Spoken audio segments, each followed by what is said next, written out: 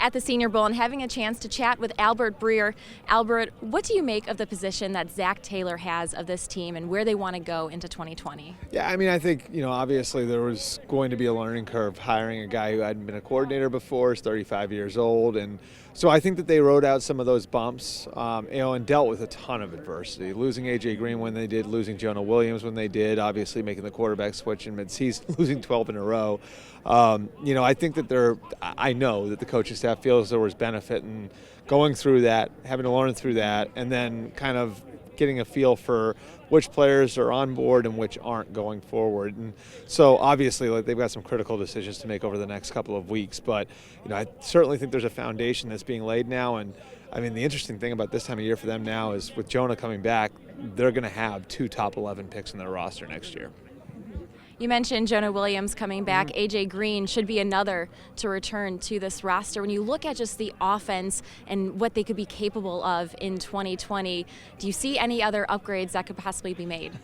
Well, there could be one with the number 1 pick, right? That's just from right down the road. I think the quarterback position is the obvious one, and I think that's what everybody's going to be focused on over the next 3.5 months. And the consensus across the league is that Joe Burrow is going to wind up being the quarterback of the Bengals in 2020. I talked to Zach about it this morning, and I mean, I can tell you he's looked at almost every throw that Joe made at LSU. I know Brian Callahan has looked at every throw that Joe Burrow made at LSU, and so they're already deep into their film study, and they've got more work to do.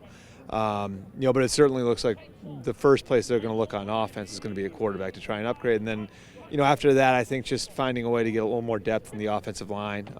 They did a nice job of putting things together last year, bringing in Jonah Williams and get Billy Price back for another year.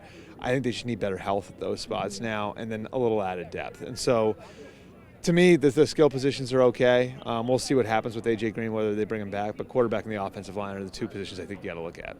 As we're out here at the Senior Bowl, a lot of prospects looking to make a name for themselves. Yeah. Another area the Bengals would like to improve on is on the defensive side. Are there any guys out here that's impressed you that could catch the Bengals' eye come draft time? Well, I mean, obviously the one guy who's going to be at the top of the list isn't here, and that's Chase Young. And so the fact that he's not here, I think, obviously adds another layer to what they're going to have to do to prepare. But Joe Burrow isn't here either. They just need players on the defensive side of the ball. Whereas I think on offense, a couple tweaks and they might be all right. They really have a lot of work to do. The best players in their defense, guys like Geno Atkins and Carlos Dunlap, are getting older.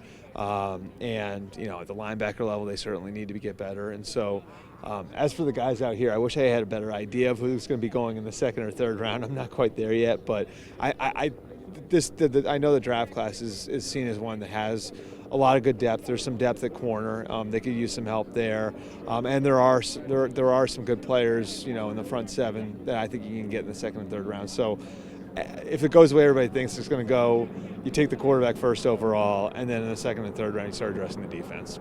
Okay, so Albert, I'm going to put you on the clock. If you're the one making the call for the number 1 overall selection, who are you taking for this team and why? That's easy. It's Joe Burrow. I don't think, you don't know how often you're going to be in a position to draft first overall.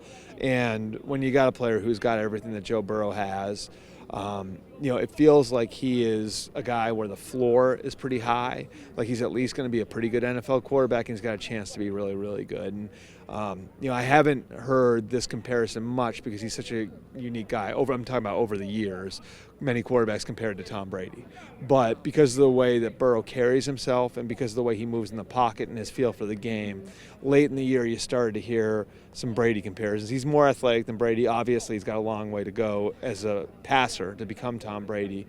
But, when you hear that sort of thing, it gets your attention. And it almost feels like it's too perfect for them. Like where it's the kids from down the road a couple hours in Athens, Ohio. The story goes through Ohio State, and I would be pretty stunned if Joe Burrow wasn't the first pick in 3 months. Well, Albert, thank you for spending some time with us. We appreciate the insight. You got it. Thanks, Marisa.